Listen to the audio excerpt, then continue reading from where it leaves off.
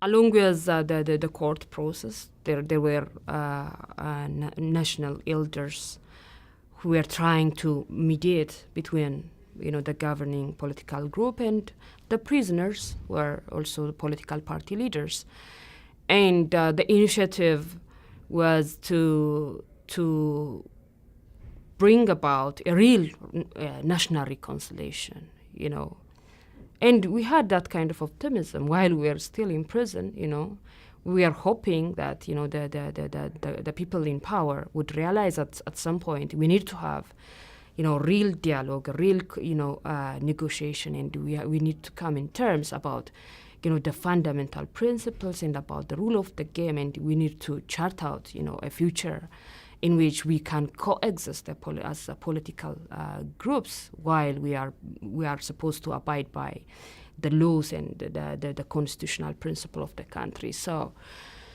but that initiation of the elders, didn't take us anywhere in terms of national reconciliation and negotiation. But that was the hope in our part and in the part of the elders as well. But basically, the governing party, they were clear in their minds what they needed to do is to secure their power and to put power as the first and the final priority in terms of their political transactions. So they have been busy, promulgating laws and controlling people even into the localities and, intimidating political party supporters,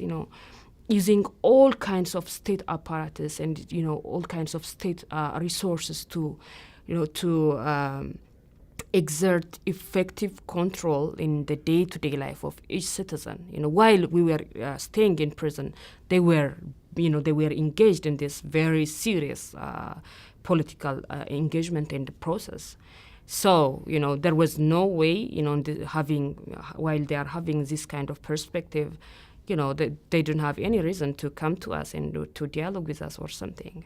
But finally, the elders, to try to resolve at least, the issue of our imprisonment, and they asked us to sign some kind of concession, recognizing our mistakes or political mistakes, you can say, just for the sake of,